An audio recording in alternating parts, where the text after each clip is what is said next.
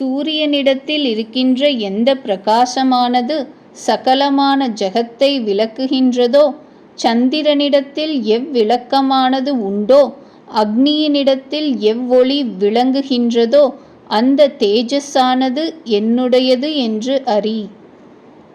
சூரியன், சந்திரன், அக்னி என்பவைகள் இயற்கையாய் ஒவ்வொன்றும் தத்தமக்கே ஒளி இன்றியதாம் எனவும், ஆத்ம தேஜஸானது சத்தா சாமானியமாக மயிர்முனைக்கும் நீக்கமற பூரணமாய் வியாபித்திருத்தலின் அது சூரிய பிம்பத்தில் நிறைந்து நீல வண்ண பேரொளியாயும் அக்னியில் நிறைவுற்று செவ்வண்ண பேரொளியாயும் நின்று அனைத்துலகையும் விளக்குமெனவும் உணர்த்தியதாம்.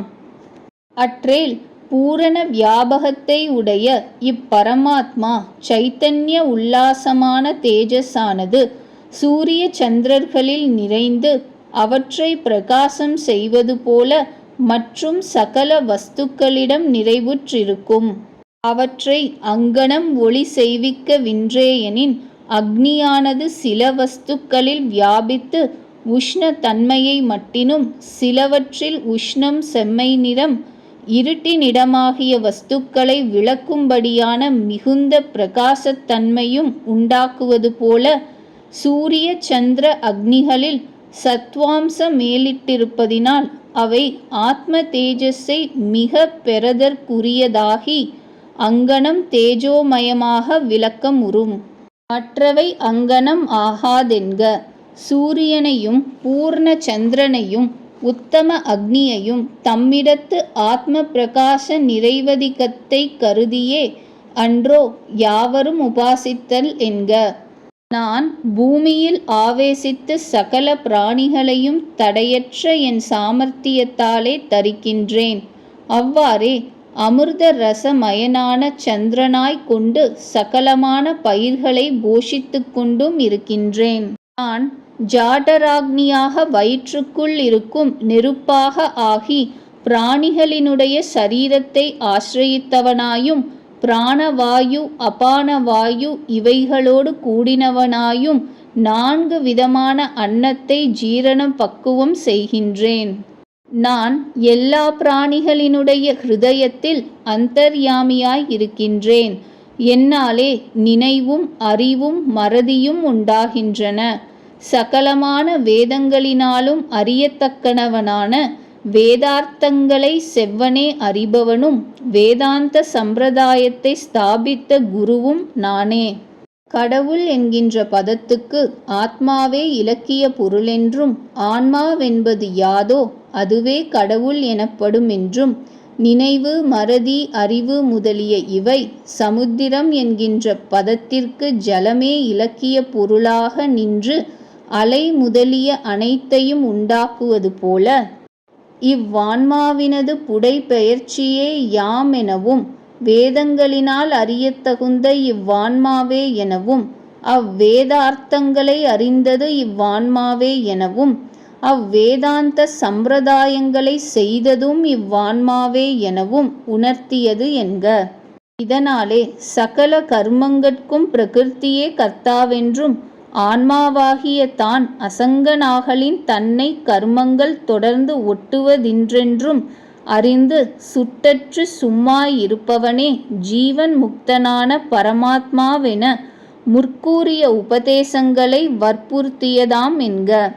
அர்ஜுனா, அந்த சந்திராக்னிகளுக்கும் மற்ற பிராணிகள் யாவர்க்கும் ஹிருதய கமலத்தில், அதாவது சகலமான பிரவிற்த்தி நிவிருத்திகளுக்கும் காரணமான ஞானம் உண்டாவதற்கு இடமான ஹிருதயத்தில் எல்லாவற்றையும் நம் சங்கற்பத்தாலே நியமித்து கொண்டு நாம் ஆத்மாவாய் இருக்கின்றோம்.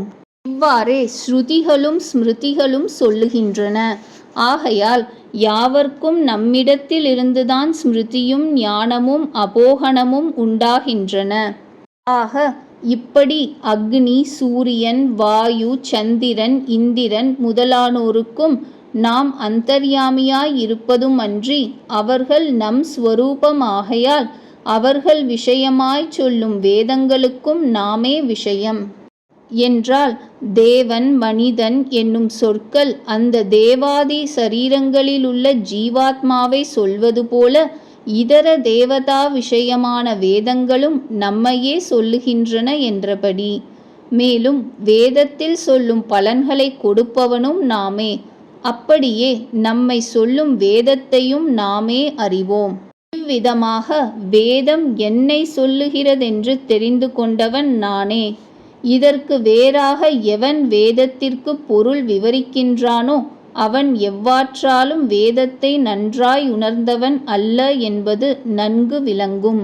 ஸ்மிருதியாவது முன் அனுபவித்த வஸ்து விஷயமாய் அனுபவஜன்யமான சம்ஸ்காரத்தினால் மாத்திரம் பிறப்பது ஒன்று. ஞானமாவது இந்திரியம், லிங்கம், ஆகமம், யோகம் இவைகளால் உண்டாகும் வஸ்து நிச்சயம். அபோகமாவது ஞான நிவிருத்தி அல்லது ஊகம். ஊகமாவது இந்த பிரமாணம். இவ்வாறு பிரவர்த்திக்கத்தக்கதென்று பிரமாண பிரவிற்த்தி யோகியதையின் விஷயமாய் சாமக்ரிய முதலானவைகளை நிரூபிப்பதினால் உண்டான பிரமாண சககாரிக ஞானம். உலகத்தில் க்ஷரன் என்றும் அக்ஷரன் என்றும் இருவகை புருஷர்கள் உண்டு. பிரம்மாதி தேகம் முதலாயுள்ள சகல அச்சேதனங்களும் க்ஷரம் என்றும் சொல்லப்படுகின்றன. சேத்தனன் அக்ஷரன் என்று சொல்லப்படுகின்றான். ஸ்ரீ ராமானுஜர் அபிப்பிராயம்: க்ஷரன் என்றும் அக்ஷரன் என்றும் சொல்லப்படும் இவ்விரண்டு புருஷர்களும் உலகத்தில் பிரசித்தமானவர்கள். அதில் க்ஷர சப்தத்தால் சொல்லப்பட்ட புருஷன் யாரெனில், ஜீவ சப்தத்தாலே சொல்லப்படும் அவைகளாய் பிரம்மன் முதல் புல்லளவாய் விகாரப்படுவதே ஸ்வபாவமாய் உள்ள அச்சித்தோடு கலந்திருக்கின்ற பிராணி சமுதாயம். அக்ஷர சப்தத்தால் சொல்லப்பட்ட புருஷர் யாரெனில், அச்சித்தின் சம்பந்தத்தை விட்டு நீங்கி தானான தன்மையாய் இருக்கும் முக்த ஸ்வரூபன். கருத்து: யதாதித்ய கதம் தேஜகா. இதில் 12வது ஸ்லோகம் முதல் உபாதியினால் உண்டான ஈஸ்வரனாகிய நாராயணனுடைய மகிமையின் சுருக்கம் சொல்லப்பட்டது. இப்போது க்ஷரா அக்ஷர உபாதியிலிருந்து பிரித்து நிரூபாதிகராகவும் கேவலராகவும் இருக்கின்ற அவருடைய தத்துவ நிச்சயத்தின் பொருட்டு ஆரம்பிக்கப்படுகிறது. இதன் முன்னும் பின்னும் உள்ள அத்தியாயங்களின் சமுதாயார்த்தத்தை 3 வகுப்புகளாக பிரித்து அவைகளில் 2 வகுப்புகள் இவ்விடத்தில் சொல்லப்படுகின்றன.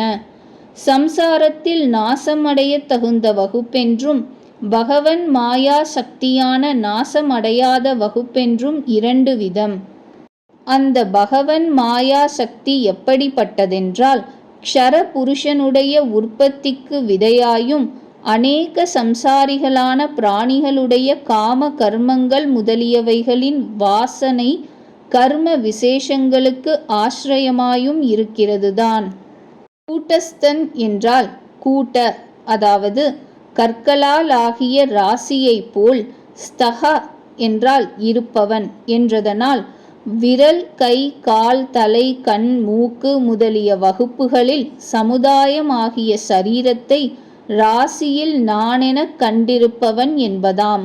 அன்றியும் கூட்ட என்றால் மாயை, அதில் ஸ்தக என்றால் இருப்பவன்.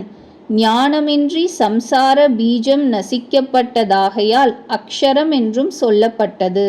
நாசமற்ற ஈஸ்வரனாகிய எந்த ஆத்மாவானவன் திரிலோகங்களிலும் பிரவேசித்து ரட்சிக்கின்றானோ அந்த புருஷனாகிய நான் க்ஷரா அக்ஷரங்களை பார்க்கிலும் அந்நியனாயும் பரமாத்மாவாயும் வேதங்களில் பிரசித்தி பெற்றும் இருக்கின்றேன். ஸ்ரீ ராமானுஜர் அபிப்பிராயம்: உத்தம புருஷனோ முன்னர் கூறிய பக்தர் முக்தர் என்கின்ற க்ஷர அக்ஷர புருஷர்களை காட்டினும் வேறுபட்டவன். ஸ்ருதிகளில் அவன் பரமாத்மாவென்று சொல்லப்படுகின்றான். இவ்வாறு பரமாத்மாவென்று சொல்லப்படுதலினால் உத்தம புருஷன் பக்த முக்த புருஷர்களை காட்டினும் வேறுபட்டவன் என்று அறியப்படுகிறது. எவ்வாறெனில், அச்சேதனம் அதனோடும் கலந்த ஜீவன் அதினின்று விடுபட்ட முக்தன் என்று பிரமாணங்களால் அறியப்படும் 3 லோகத்தையும் ஆத்மாவாய் பிரவேசித்து தரிக்கிறான் எவன், அவன் தரிக்கப்படும் அவைகளைக் காட்டினும் வேறுபட்டவன். இதுதான் பரமாத்மாவென்பதற்கு பொருள்.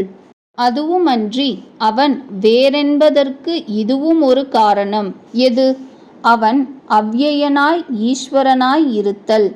அவ்யயனாய் இருத்தலாவது அழிவதே ஸ்வபாவமான அச்சேதனம் என்ன, அதன் சம்பந்தத்தாலே அதை பின்தொடருகின்ற சேதனம் என்ன, அவ்வாறே முன்பு அதன் சம்பந்தத்திற்கு யோக்கியமாயிருந்த முக்த ஸ்வரூபம் என்ன, இம்மூன்றை காட்டினும் வேறுபட்டு இருத்தல். ஈஸ்வரனாய் இருத்தலாவது தன்னால் ஆளப்படும் அவைகளைக் காட்டினும் தான் வேறுபட்டு இருத்தலாம். மேற்கூறிய ஸ்வபாவங்களாலே க்ஷரம் என்னும் ஜீவனை கடந்திருக்கும் நான் மேற்கூறிய ஹேதுக்களாலே முக்த புருஷனை பார்க்கிலும் மிகவும் சிறந்திருக்கின்றபடியால் லோகத்திலும் வேதத்திலும் நான் புருஷோத்தமன் என்று பிரசித்தனாய் இருக்கின்றேன். அர்ஜுனா, எவன் உண்மையான ஞானத்தோடு கூடியவனாய் முன்னர் கூறியபடி என்னை புருஷோத்தமனாக அறிகின்றானோ அவன் சர்வஜனாய் என்னை சகல விதத்தினாலேயும் அடைகின்றான். ஸ்ரீ சங்கரர் அபிப்பிராயம்: எவன் உபாதி மூடத்தி நீங்கி ஐக்கிய நிச்சய ஞானத்தோடு கூடியவனாக மேற்கூறியபடி என்னை ஐக்கியத்திற்குரிய புருஷோத்தமனாக அறிகின்றானோ அவன் சகலத்தையும் அறிந்தவன், என்னை சகலத்திற்கும் ஆத்மாவாகக் கண்டு எல்லா விதத்திலும் தானாக ஆராதிக்கின்றான் என்பதாம். கடாகாய மடாகாய முதலிய ஆகாயங்கள் அகண்டாகாரமாகிய நிரூபாதிய ஏகாகாயத்தில் உபாதியை முன்னிட்டு அங்கனம் கற்பிக்கப்பட்டனவென கண்டு அந்த ஏகாகாயத்தை தியானிப்பவனது தியான நுதியில் மற்றைய ஆகாயங்களின் தன்மை காலத்ரயத்தினும் இன்றி கேவலம் அத்வைத்தமாக விளங்குதல் போன்று ஜீவேஸ்வர சைத்தன்யங்களான அக்ஷர புருஷர்களின் தன்மை நிரூபாதிக பிரம்மமான புருஷோத்தம தியானத்தில் காலத்ரயத்தினும் இன்றியதால் உபாதி பேதங்களால் வரும் மூடத்துவம் நீங்கியவன் பிரம்மமே தானென அறிந்து நிச்சய ஞானத்தோடு கூடியவன் ஆதலின் முழுதும் ஆனவன் என சிறப்பிக்கப்பட்டவன் என்க. ராமானுஜர் அபிப்பிராயம்: ஓ பாரதா, யாவனொருவன் மேற்கூறியவாறு புருஷோத்தமனான என்னை க்ஷர அக்ஷர புருஷர்களைக் காட்டினும் வேறுபட்டவன் என்று அறிகிறானோ அவன் நம்மை அடைவதற்காக அறிய வேண்டும் எல்லாவற்றையும் அறிந்தவன். நம்மை அடைவதற்கு உபாயமாய் நம்மை சேவிக்க வேண்டும் பிரகாரங்கள் எல்லாவற்றாலும் நம்மை சேவித்தவன் ஆகின்றான் என்றால் நம் விஷயத்தை முற்றும் அறிவதாலும் நம்மை எல்லா விதத்தாலும் சேவிப்பதாலும் நமக்கு எவ்வித பிரீத்தி உண்டாகுமோ அவ்வித பிரீத்தியானது நம்மை இப்படி அறியும் அவன் விஷயத்தில் நமக்கு உண்டாகும் என்று திருவுள்ளம். ஸ்ரீ மாத்வாச்சாரியர் அபிப்பிராயம்: இருவர் புருஷர்கள் உண்டு. ஒருவன் க்ஷரம் எனினின் பிரம்மாதி பீவிலிகாந்தம் வரையில் இருக்கும் ஆத்மா. மற்றொருவன் அக்ஷரம், ஆகாசம் போல் எல்லாவற்றிலும் இருக்கும் லக்ஷ்மி. இந்த இருவருக்கும் பரமானவன் பரமாத்மா, மூன்றுலகத்திலும் இருந்து தாங்குகின்றவன். பிரம்மன் லக்ஷ்மி முதலியவர்களுக்கு மேலிருப்பவன் ஆதலால் புராணங்களில் புருஷோத்தமன் என்று கூறப்படுவன்.